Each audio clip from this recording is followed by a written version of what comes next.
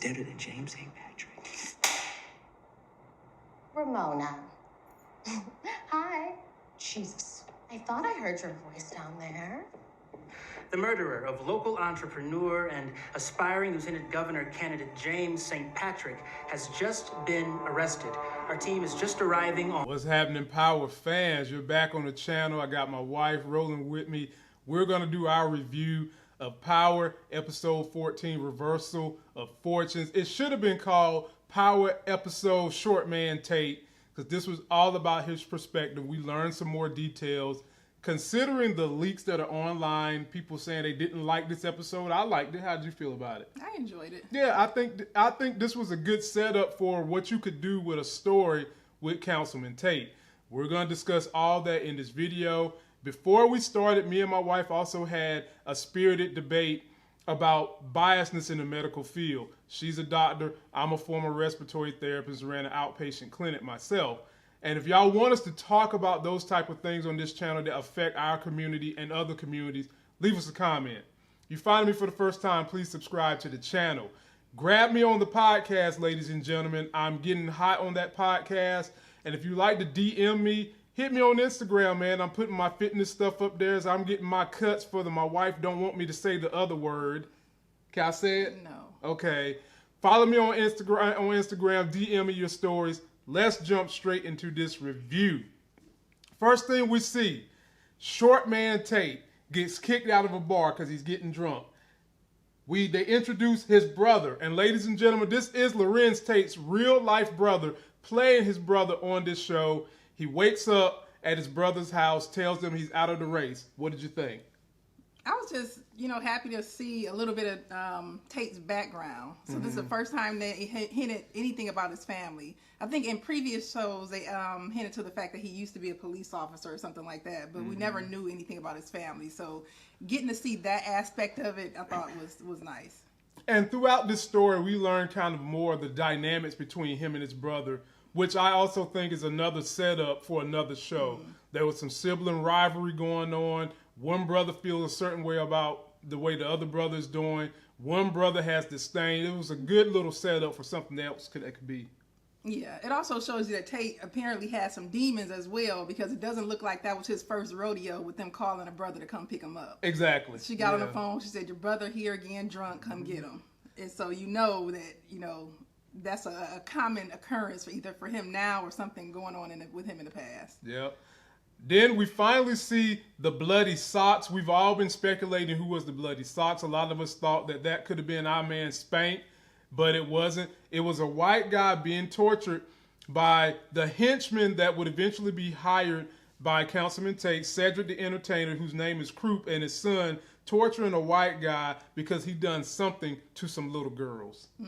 I ain't need to see all that. Sorry. You ain't like watching them carve out pieces of his thigh, and that was a little too much for me. But we don't know what he done to the little girls. Still, the visual I didn't want to see. That was a little too graphic for me. Right.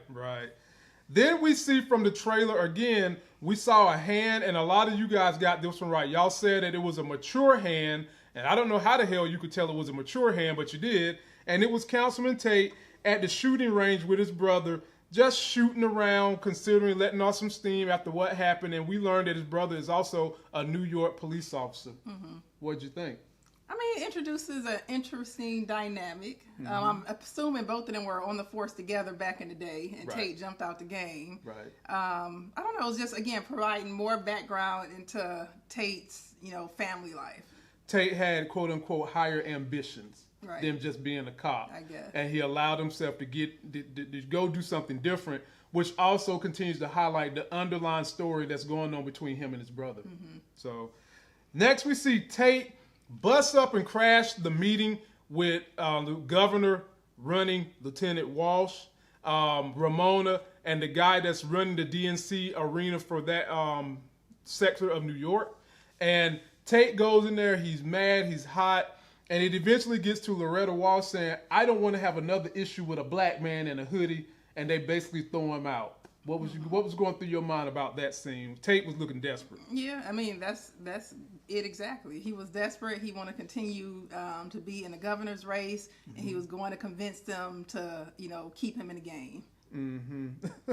They wasn't hearing it though. You got Ramona, what's her name? Loretta Walsh, and the Democratic guy were Steve looking at him Ottman. like, yeah, Steve they Ottman. wasn't hearing none of it. No, they weren't trying to hear it. So at this point, Tate is really feeling the blues, ladies and gentlemen, because in all honesty, even though Ghost has pretty much beat him down, in his family and in this hood he come from, he was the Ghost. He was the winner. Right. And now he's getting defeated.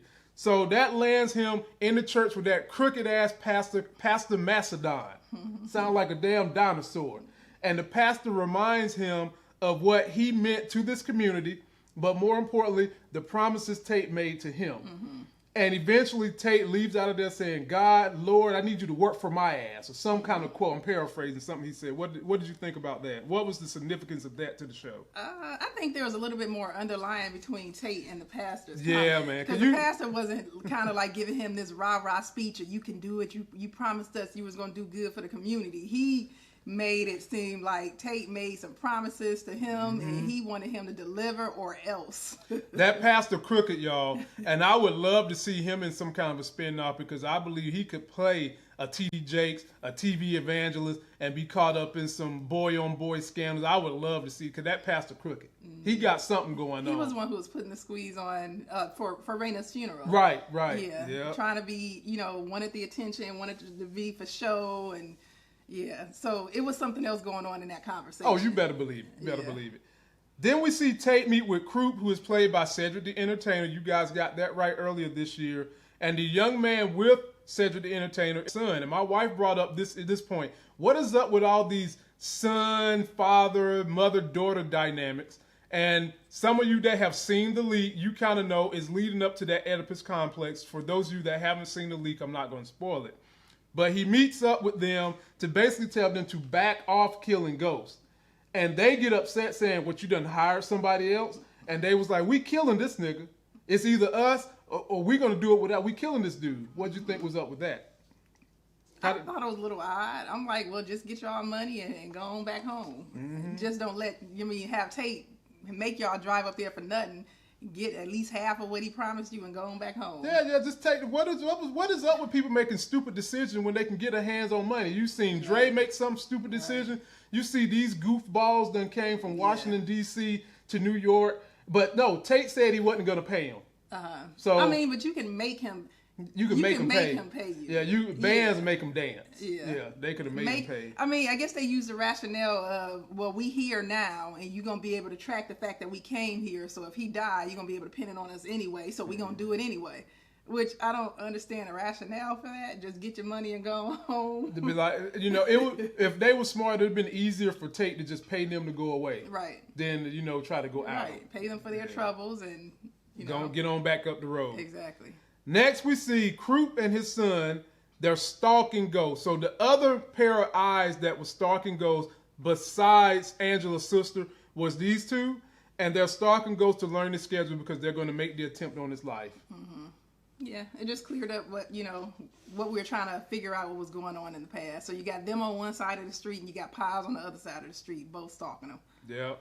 Then we see Tate meet up with Ghost. This is from the trailer when we seen Ghost in Club Truth with the server girl with him, and they whip their neck around to look at somebody, and it was Tate coming.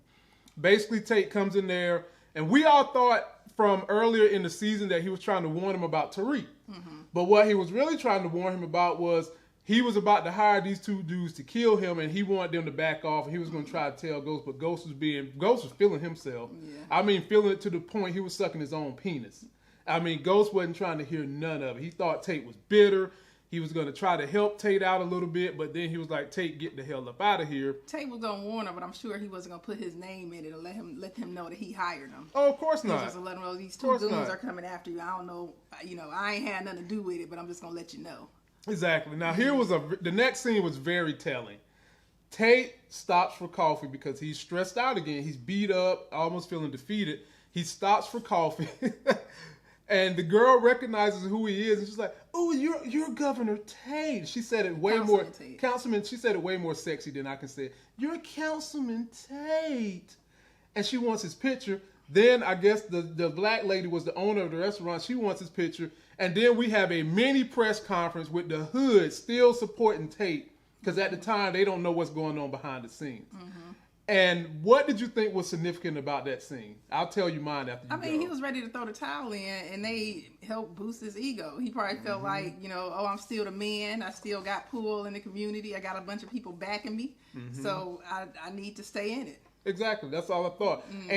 And Tate is a glutton for the fame. He loves that spotlight. Right. He loves being the one that, quote unquote, made it from the hood. That done it. He played the white man's game. He won. He played the black people game. He won. And now he wants that notoriety. And this lets me know at that point that there was more going on with Tate, that he was not really going to go out without a fight, getting back in office somehow, some way, because he loves that power and privilege. He was ready to ham it up. Said, let's take a group selfie. Oh, had the my biggest Lord. Kool-Aid smile on his face. I mean, when you talk about a brother playing a crooked politician, he is slam dunking this thing. So I would love to see him. Yeah, he's doing a good job. My wife predicted this. Tate's jump off that he kicked to the curb shows back up, and she tries to convince Tate to get out the race. Now, if y'all don't remember the jump off got reprimanded by Ramona. Then she cut a back deal with Ramona to get a political power seat. And she has that seat now. She's telling Tate that the DNC wants him to get out. And Tate is just kind of looking at her with the side eye like, you groupie. You screwed your way to the top. What did you think was going on when they brought her back? I mean, she confirmed that Ramona put her up to it to come try to convince him to stay out of it. So it tells you that Ramona still has her hands and things behind the scene. Right. So she still helped, controlling stuff. Exactly. Next scene, we've seen it 3 or 4 times. Somebody shoot at Ghost and Tommy. And we've been figured out it was Cedric the Entertainer and his son. We already figured that out.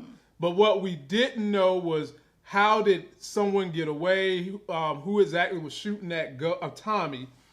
And what we trying to figure out is, do not get your concealed carry weapons license from the Ray Charles School of Blind Shooting.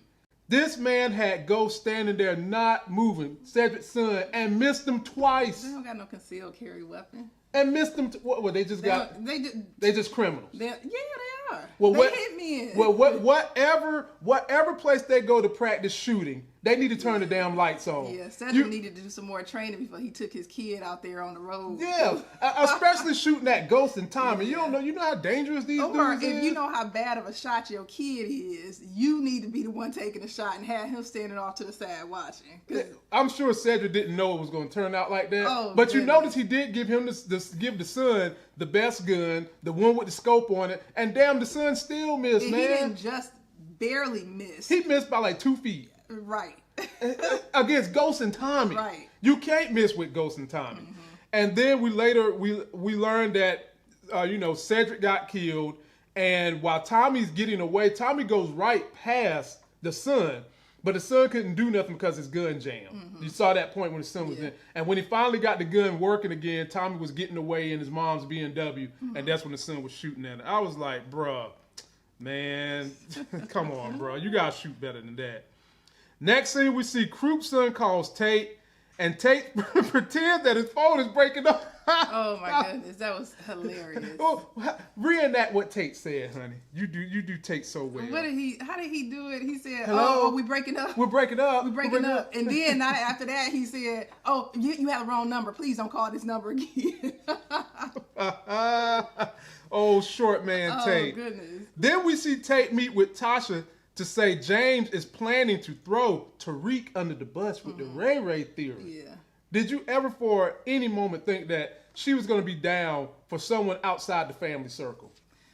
No, I mean, she didn't buy it. Of course not. I mean, so first he met with, Dre gave him the information. And so that's the information he ran to Tasha with and fed to her as if it was coming from Ghost. And it was coming from Dre. Yeah. And Tasha, I mean, she was wise in that situation where she didn't really buy it. But I still think he dropped a seed in her ear where he said, you're not even going to do something to protect your son.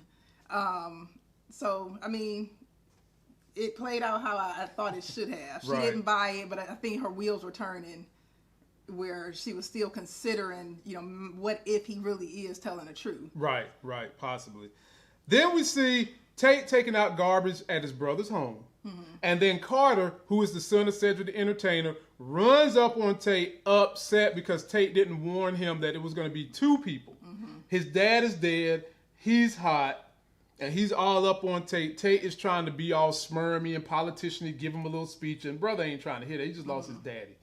From the back, Tate's brother, the cop, shoots him, takes him out. And then Tate lies to the family about his conditions of knowing this guy said it's just a crackhead in your hood.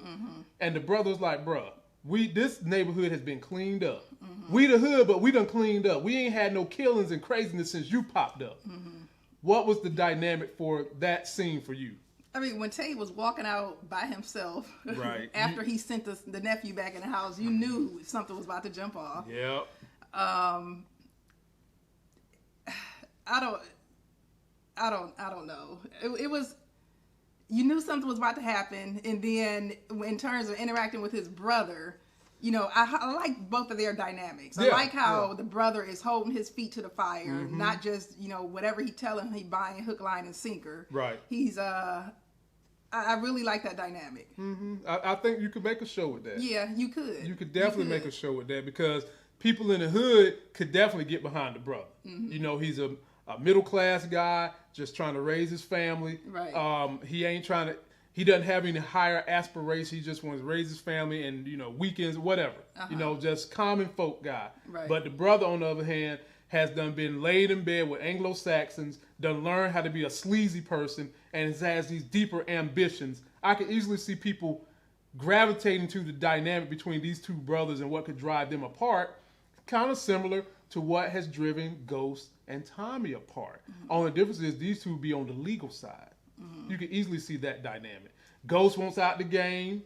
Tommy want to stay in the game. This brother just want to have a common folk life. Tate wants a higher ambitious life, being in politics, and is going to do anything to get it. I don't think the brother is looking at Tate like from a jealous standpoint. No. It's like not you at don't, all. and then No, it's like, not at and the all. brother isn't doing dirty. So it's like, you right, gonna do your exactly, thing, but just exactly. don't bring your dirt back to my house. Right, Which is what Tate is doing. Right, he don't want the dirt associated with his family. He don't want nothing that's going to put his family in jeopardy. Right. He's comfortable with his life, which is fine. But Tate and his ambitions is causing dirt to be stowed on the brother. Right. Yeah. Putting his family at risk, and then you're going to try to dump on me and my neighborhood because the nigga you doing dirty. Talking about my neighborhood. My neighborhood fine for your punk ass got here. You know what I'm saying? That's short man Tate. Oh, well, his brother's shorter, so I can't pick on Tate no more. Then we see Tate get a phone call at 2 p.m. in the night.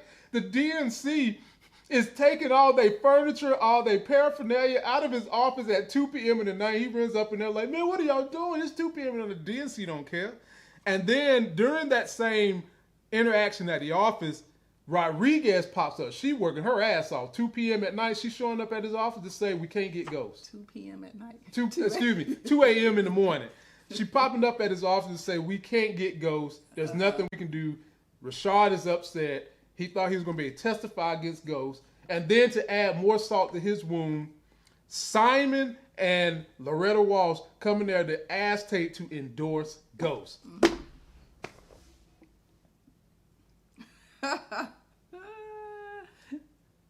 Bruh.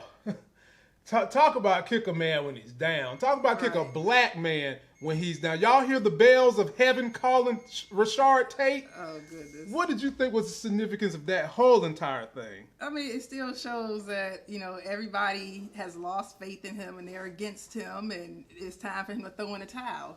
So basically, the world is coming down on him, and it's time for him to hang it up. That's it, man. Yeah. It's time for you to give it up. Yeah. But he's still not giving up, y'all, because the next scene we see, Dre meets Tate. Tate has a new plot to kill Ghost now. He's going to give Dre this money. We've already seen how this went down, man. I still can't get over Dre not having a full tank of gas when he's trying to get away from a crime of killing Ghost. And long story short on this scene, basically a lot of us said, okay, Dre, just run away with the $100,000. You know, forget kill, just run away. But Dre also needed a new identity and a license tag because he was also on the run from the FBI because he's supposed to be in witness protection to testify. But he's running all that. And so Tate had his new identity and was going to hold it over his head and was going to release that identity if Dre disappeared and didn't do his job. Is there anything need to be said about that scene? You can't undo, I guess, what's been done. Like we said back then, he should have just ran. He should have took the money and left, and he would have been living clear wherever he was going, Las Vegas or wherever he was headed. Right. Should just just done that. Then we see this was a very telling scene about Councilman Tate and his brother. They're in the cop car because the brother had to call in this death of shooting a guy that was after Tate. He reveals to Tate, like, bruh, I know you're a scammer. Let me know if there's anything else, because I had to call this in. Right. I had to. Right. I didn't have a choice. I had to call it in to do it the right way. And the brother is basically, kind of not really telling them the truth, but eating around the cookie. And that's when we get into the dynamics that have gone on between them from childhood to now, where Tate's brother feels like he's always been the winner of the two brothers. That not necessarily always been the winner, that he always get away with dirt, I guess. But he also said he was the one that was the winner. He was the one where things came easier. And he get away with the dirt. Yeah. And he get away with the dirt. I had to work hard for what I got. Right. And I earned it. You Donald Trump your way. By. Yeah, Donald Trump your way to getting your stuff. To me, that just showed the thickness and the richness between those two individuals. Like, there's definitely a love-hate going on between them. Maybe when Tate... I don't think the brother is salty towards what Tate has and where Tate is going. No one is arguing that he's salty about what Tate has and where it's going. What he's salty about is every time Tate ass get on a high and falls to earth, he probably got to save him. He's got to save him. Yeah, that's what he's salty about. I can buy that. And he's probably salty about the manner in which Tate goes to get his success, because all he does is work hard. But Tate lies, cheats, and steals to get the things that he wants. Right. That's what the brother's salty about. Right. And I've also thought, like, the whole dynamic of that conversation, basically, when your brother or sister is lying. Yeah, exactly. He trying to convince, and then, Tate had his nerve to, one, be doing dirty, and your brother know you doing dirty, but instead of kind of accepting that and acknowledging that, you gonna fling kind of abuse back in his face. Yeah. Saying you ain't, you ain't nothing. How did he come at his brother? Basically saying, look where you live, or you don't have what you stay in the hood. Yeah. It's kind of like, he's being all indignant because his brother caught him in whatever lie he got caught in. And then he's going to flip it back on him that living in the hood is something bad. You're beneath me, basically is what he was trying to say. So he said that out of one side of his face, and then the other side of his face, he's trying to tell the brother that really his brother is winning because he got the family, he got the house, exactly. He got the nice the kids or whatever, the government job with the benefits. Yeah. So he's trying to also paint it as if, but you really doing better than me. What he's trying to paint is he's the victim. Tate is trying to paint he's the victim because he took a risk on the way life is in America, and the brother didn't. The brother just chose, I'm just going to be safe. And now, because you made that choice, not only do you have the good, but you also got the bad. Is what Tate is trying to pin on him. Immediately following the brothers' ride and their talk, they get to the police station. Tate is questioned by the other police officers who realize he's a police officer, and his brother's standing in the background. They question Tate about the events going on, the truth. And then they just start having the police powwow up in that joint. Tate is not a cop, ladies and gentlemen. He's just a civilian right now. But then you see they pounding each other. Once a cop, always a cop. And they say some very questionable things in regards to the person that was killed. Right. And y'all can see that Tate's brother, he ain't having none of it. He's like, yo, where's the apathy? Where's the police decorum? Right. And why y'all telling my brother something he's not part of the police force? Right. Tell me what your thoughts were when you saw all that. It highlighted his brother's character for me. It tells you that he's one of the good guys. Yeah. And he's trying to keep everything professional. Regardless of who Tate is, him being a brother, a former police officer, he's trying to keep it professional. Right. And it ain't happening in the room. No. It also just stokes the fire of police mistrust.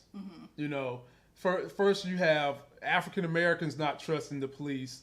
Then you just have regular common folk not trusting the police because the police is a brotherhood on top of that. Immediately while they're sitting in there, someone busts up in that room and says, there was a shooting at Truth. Somebody is dead. They don't know who, right? In front of a witness. In front of a witness, man. This guy sitting in the room shouldn't know nothing is going on, no type of police business whatsoever. Right. And But now this is where the brother showed his love of his brother, but made a mistake. He takes Tate with him to Truth. That's because the other police officers basically done said he's a cop. Said he coming. Once a cop, always a cop. Come on, let's go. We going. And so I guess the brother's like, he gonna go with me. So But when he got there, he said, "Don't get your tail out the car." Either. He did say that. You sit right in this car. Yep, sit your short man ass in this car. Don't go nowhere. And what did Tate do? He sat there for a little while. Then he finally got out and started trying to lurk around. Lord have mercy. Now, it don't make any sense whatsoever why Tate would want his face seen anywhere around that crime scene. One, you didn't hire 2 different people to go after this guy and kill him. In the public eye, they know that you and Ghost would more than likely have this rivalry going. Why are you popping up as a private citizen all of a sudden to something that's unfolding? Easily, because he had a few issues going on. Number 1, his ego. Number 2, he needed to know exactly what happened to make sure that his ass is not going to be under fire. But it still looks bad. It looks bad. You're bringing on more fire and speculations by being there. Right, he should lay low. But he should lay low. But during that whole incident was another issue we seen from the trailer. We saw Tate walking to Truth. We all wanted to know, why was he walking to Truth? He was walking up to Truth because he had gotten the word with his brother in the police department. Something happened at Truth, so he's there now. And then a reporter realizes who he is, and instead of running from the camera, he's being recorded live, and she tells him James St. Patrick Ghost is dead. And he takes that shit and he spins it. That stuff happens so fast. Right. I'm like, that's like unreal. Come on. The police, they still in there investigating, trying to figure out what's going on. And she already reporting the news that ain't even been confirmed yet. Right. Well, apparently it was confirmed. Ghost was dead. And Tate turns that around, makes it a political optic situation, and spins it as only short man Tate can take. He got on his high horse and gave his Martin Luther King speech. He took a little spindle and spun a damn jacket. That's what he did. He spun that joint. From there, we see the DNC, Stephen Ottman, and Lorette Walsh show up to Tate's brother's house. Wait, I just want to call out how his brother put him on blast and said, "How did you come up with that BS on the spot?" Oh yeah. That brother was funny. That brother has an iconic line for this show. He's sitting there looking at him like, how you just pull that out your behind? The look on his face. Yeah. Okay. Then the DNC shows up at Tate's family's home. In essence, we didn't know what they were showing up for at first. Well, I assumed. Yeah, you kind of had an assumption. And during the whole talk, Tate spins the story with Ghost being gone, I need to be governor. Loretta Walsh is like, the hell you will. Now, her true colors came out. Them fangs came out of her. Real. The hell you will. And then Tate gets into his little being political. Don't cuss in front of the children. There's children in this house. There's children in this house. And then, as she's in her rage, Steve Ottman, the head of the DNC for New York, was like, Loretta, take your ass to the car. And she's like, Steve, wait a minute. And Tate is looking at her with that smug look like, get your ass out this house. Get out. She sends her out, and then he shakes Steve's hand and said, I'm the man for governor. Did you see that coming? No, but I'm glad it did. Even though, like, Tate, I don't care too much for him. It serves him right for him to flip it on him like that. Now, y'all the ones need me. Y'all come lurking around asking me, and y'all had the nerve to want me to be her lieutenant governor? Oh, no. I'm going to be the governor. She going to be the lieutenant governor. Right. Take it or leave it. Turnabout's fair play. It's a power play. Yeah, man, it's business. And it ain't like she ain't do it. No, she did when it. she came around earlier in the show, I was wondering, like, why is it that she's going to be the front runner? And they assumed, I guess, that Tate was going to be the lieutenant governor behind her when both of them are vying for the position. Yeah, both of them are trying to run for governor. Yeah, right. Yeah, he flipped that. Yeah, go. I'm happy with that. Yep. Go Tate. And basically, Tate told her, "It's like, look, you just been searching for the black and brown vote anyway. That's all you've been trying to do. You've been trying to get that for years. I already got that, and it's going to be easy for me to get the white vote because remember, Simon Stearns is still kind of lurking in the background." Then the next scene was right from the trailer. We see Tate in a church. And we was wondering, was he giving a sermon or was he doing preaching, ghost death, whatever. And Ramona's in this same church looking very upset. You called that on the review. What he's doing in this church, this is Reverend Mastodon's church, he is announcing that he will now be running for governor of New York. Right. What did you have to say about Ramona's look on her face? I knew that look, the way... these are some really good actors because I picked that out when we did the review of the trailer.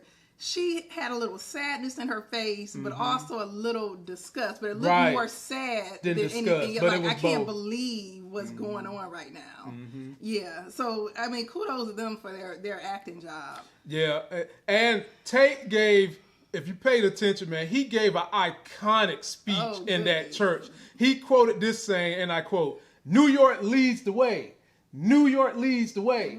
New York leads the way." I was like, damn, look at this short man giving a good damn speech. Yeah, he just morphed into a pastor, had a little hop in his step, throwing his hand in the air, got everybody chiming in. And now, ladies and gentlemen, that is a microcosm of what's going on, what's wrong with our country in the first place, that someone can come with all that pomp and circumstance. You have no real clear idea of how they are personally. But because they can get up there and put on the show like it's a pep rally, get your juices going, you want to get behind them. Power has told on politicians. Then we see Tate learns Dre is dead via his brother. Another die. What did you think was going on with that when the brother dropped it on Tate? I mean, the whole reason for the brother telling him, like, ain't this another coincidence? Right. Ain't you lucky? And why don't you go and pick up a lottery ticket on your way home? Because, everything is just falling right in your hands the way you couldn't have dreamed it coming up that way. And the brother ain't no slow lead. No. The brother know good and damn well luck don't string together like that. No, luck don't string together like that. Here the guy is dead who I think had something to do with you in the first place. And then here go Dre turning up dead, who you told me was going out to kill ghosts. Like, I know you're not that clean. Nah, so he's looking at him with the side eye. Yeah, I would give it to him too. The next one was very funny. This was funny to me. It's funny as hell. Tate is talking to the press outside, and he tells the press that Ramona and Ghost had an adulterous affair. As he looks down there and see Ramona is doing a press conference, to deviate from her and to get back at her, because remember, Tate was like, Ramona, we can make this, we can be bedfellows. And then he looks down there and said that her and Ghost had an adulterous affair. She ain't never get none of them draws. No, she didn't. I ain't see that one coming, but I don't put it past Tate. Now he being petty and dirty. He about to get any and everybody who turned against him and doubted him. The name of this show should have been Scorched Earth. For him. Exactly. Yeah. Exactly. Next, we see Simon, the white dude that was working with Ghost, working with Tate, gives his endorsement money to Tate and says it was never an issue, it was just business. And Tate gives that famous line, politics make strange bedfellows, and they shake hands. Yeah, so they about to use each other and take that ride to the governorship. Right. But I mean, like I said, business is business. Then this is what you predicted. Tate's jump off comes back. Now that he's on top, she is literally back on top of him. Talk about the significance of her coming back. It just, you know what I got to say about that. I mean, she making a power play. He back in power, so she want to be around that power. She's just a power groupie. That's all she is. Course. She'll hop on any stick that can give her magic. That's what she's doing. Okay. I'm just listening. Go next. But you just said that's what she's doing. It's just I worded it in a manner that everybody can relate to. Yeah, It's the same concept. She like pogo sticks with money and power, fellas. Then, after they're done, Ramona knocks on the door of the hotel room, pops in, and she is fire mad at what Councilman Tate said about her sleeping with ghosts because she never really slept with them. And then she slaps the purity taste out of it. I saw spit hit the window. She slapped it so hard. What did you think was going on with that scene? I mean, he lied on her. I mean, it would have happened eventually. Right. But I don't know if I want Ramona to go down like that in terms of being defeated by taking him. a fall. Yeah. So I'm hoping that in the next episode, when they do like that, when they continue to advance the story, that eventually she gets the upper hand on him. But who knows if they have enough time to develop. There ain't like no that. way they got enough time for that because this has got to lead to another spin-off if they're going to keep developing these characters. Yeah.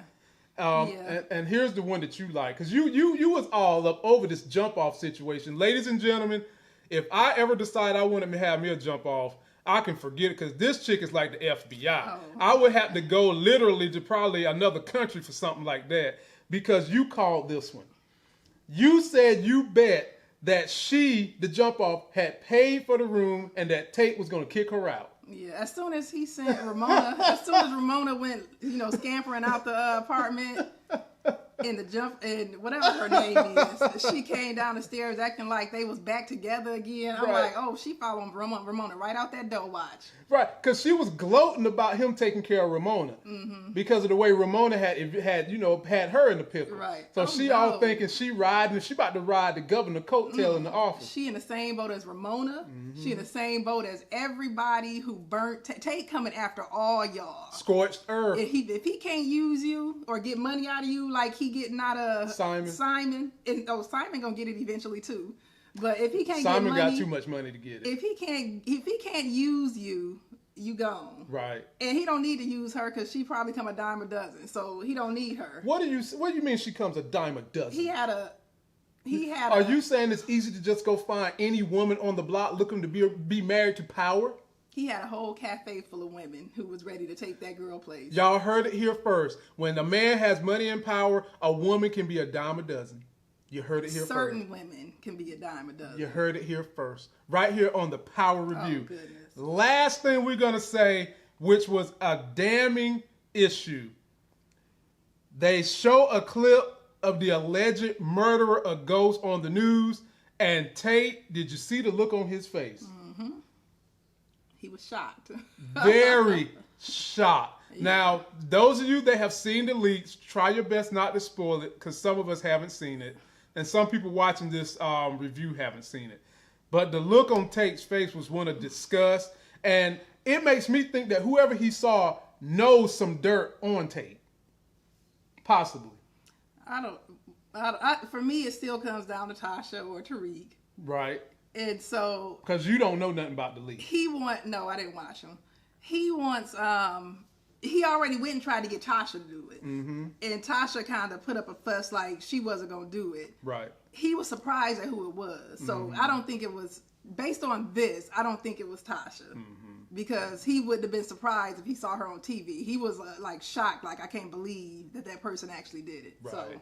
So having said that, there's only 3 suspects left that they have to weave all into the same story in one more episode that's going to come after next weekend because next weekend is Super Bowl. Who are the 3? Cooper Sacks, Tariq, and Tasha. Okay. That's it. I would have loved for them to have done a story about Cooper Sacks, but like we said when we done these reviews, we knew that everybody wasn't going to get a story in 5 episodes. I love Tommy's story, and I actually like Governor Tate's story. Now, Paz, they could have done something different with her damn story. I mean, that man, come on, man. You could have, that was a waste of time, bro. They could have done something different. But I mean, it is what it is. Any closing remarks, honey? We got 2 weeks left till we get the final betrayal. No, it's been a good ride, and I'm just ready for it to be wrapped up. You know what? Question. Would y'all follow Tate and his family and that whole storyline into a spinoff? Right. I think I would. I think they would do a good job So with that. so far we know we've got the Mary J. Blige story coming. We've got Tommy coming, and they're going to be doing a story about Kanan. So maybe they'll come up with some more because they put the groundwork for several stories, ladies and gentlemen. They could do several stories if they really wanted to do it. It's just a matter of picking the ones that we all would like the best. And that's going to do it for this video. Don't forget to like our video, comment, subscribe, download us on the podcast. Follow me on Instagram. Send me DMs. I love reading you guys' comments over there. And when you have good stories or good shows you want me to review, just hit me on Instagram. And until that next Sexy as Hell Power review, we'll see you.